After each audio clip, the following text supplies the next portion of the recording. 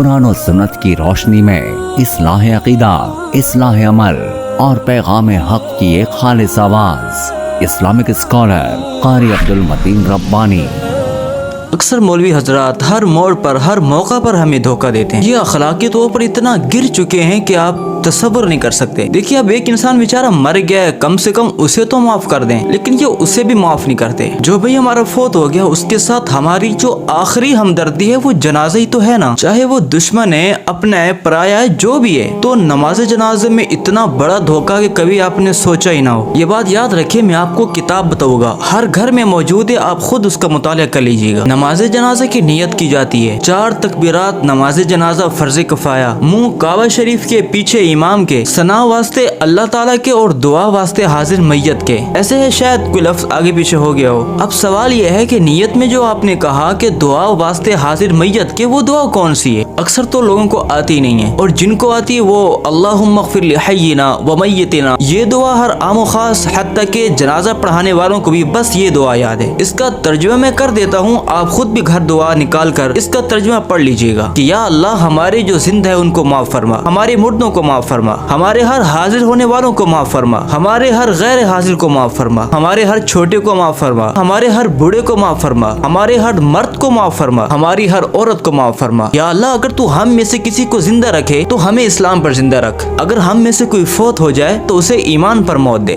یہ میں نے آپ کو بتائی ہے، لیکن آپ خود بھی مطالعہ کیجیے گا۔ سوال یہ ہے کہ جو شروع میں ہم نے نیت کی دعا واسطے حاضر میت کے، وہ کون سا لفظ تھا؟ اس کے لیے ہم نے دعا کب کی؟ پورے نماز جنازے میں اس بھائی کے لیے ہم ایک بھی لفظ بخشش کا نہیں کہتے، جس کے لیے سارے کام چھوڑ کر آئے۔ لاکھوں کا مجمع ہوتا ہے، بس اوقات جنازوں میں ہزاروں کا مجمع ہوتا ہے، تو ان ساری تعداد میں کس نے دعا کی مردے کے لیے؟ امام سمیت ایک بندہ بھی اس مردے کے لیے بخشش کی دعا نہیں مانگتا۔ اس سے بڑا دھوکہ اور دنیا میں کیا ہو سکتا ہے؟ مولانا وہ بیچارہ وفات پا گیا ہے، تو جو کچھ مرضی تھا کم سے کم اس کے ساتھ یہ دھوکہ تو نہ کرتے۔ سیدنا عبد الرحمن بن عوف رضی اللہ تعالیٰ عنہ بیان فرماتے ہیں کہ میں نے آقا کریم صلی اللہ علیہ وسلم کے پیچھے نماز جنازہ ادا کیا۔ میرے نبی جب جنازہ پڑھا رہے تھے تو اس مردے کے لیے بخشش کی دعائیں مانگ رہے تھے، اللہم اغفر لہ وارحمہ وعافہ واعف عنہ۔ اتنی پیاری دعا کہ اللہ اس کی مغفرت فرما، اس مردے پر رحم فرما، اس کو عافیت دے، اس سے درگزر فرما، اس کی قبر کو مہمان نوازی کو باعزت بنا، اس کی قبر کو وسیع فرما، اس کے گناہوں کو پانی سے، برف سے، اولوں سے دھو دے، اس مردے کو گناہوں سے اس طرح پاک کر دے کہ جس طرح ایک سفید کپڑا میل کچیل سے صاف کیا جاتا ہے۔ اس مردے کو دنیا کے گھر سے بہتر گھر عطا فرما، اس کے گھر والوں سے بہتر گھر والے عطا فرما، اس بیوی سے بہتر بیوی عطا فرما، اسے جنت میں داخل فرما، اسے قبر اور جہنم کے عذاب سے محفوظ فرما۔ یہ وہ دعا ہے کہ جو ہمارے اکثر اماموں کو نہیں آتی، جنازہ پڑھانے والوں کو نہیں آتی، کسی بھائی کو نہیں آتی۔ پھر بس اوقات ایسا ہوتا ہے کہ بعض الناس بلند آواز سے نماز جنازہ بھی نہیں پڑھتے، امام کو یہ دعا آتی نہیں، جو جنازہ پڑھا رہا ہے جس کا کام ہے اس کو نہیں آتی، تو لوگوں کو کیا آئے گی؟ اگر امام بلند آواز سے چلیں دعا پڑھے تو پچھلے آمین تو کہہ سکتے ہیں نا۔ یہ دعا آپ یاد کریں اور دیکھیے 45 سیکنڈ میں یہ دعا نہیں پڑھی جاتی۔ اللہ کے لیے اپنی آنکھیں کھولیں، اپنے جنازے ان لوگوں سے پڑھائیں، ان لوگوں کو وصیت کر کے جائیں کہ جو اچھی طرح جنازہ کا حق تو ادا کریں۔ جنازے سے قبل بے شک آپ پوچھ لیں امام صاحب سے کیا آپ کو دعا آتی ہے، آپ سن لیں، اس میں کوئی مذاقہ نہیں ہے، اس میں کوئی بےزتی یا گستاخی نہیں ہے۔ 1000 کا مجمع کھڑا ہے، دعا کسی کو نہیں آتی۔ آقا کریم صلی اللہ علیہ وسلم نے فرمایا اگر کسی میت کے پیچھے 40 موحد آدمی اس بھائی کے لیے بخشش کی دعا کر لیں تو اللہ تعالیٰ اس کو معاف فرما دیتا ہے۔ تو جو دعا میں نے پہلے ذکر کی اللہم اغفر لحینا و میتنا والی آخر تک، اس میں تو مردے کے لیے کہیں لفظ بخشش کا ہے ہی نہیں، اور یہ دعا اللہم اغفر لہ وارحمہ آخر تک، یہ اکثر جنازہ پڑھانے والوں کو دعا آتی نہیں۔ یہی دھوکہ میت کے ساتھ ہوتا ہے، یہی دھوکہ آپ کے ساتھ ہوتا ہے، آپ کو اس کی کوئی پرواہ نہیں۔ یہ بتائیں گے آپ کو جمعرات کرو مردے کو بخشواؤ، یہ بتائیں گے گلیوں میں نکلو شور شرابہ کرو، یہ آپ کو بتائیں گے علماء کی دعوت کرو، لیکن جنازے کی فکر نہیں کروائیں گے، جنازے کی دعائیں یاد نہیں کروائیں گے۔ یہ آپ کو کیا یاد کروائیں، خود ان کو یہ دعائیں نہیں آتی۔ اللہ کے لیے اپنا عمل آقا کریم صلی اللہ علیہ وسلم کی سنت کے مطابق کرنا سیکھیے۔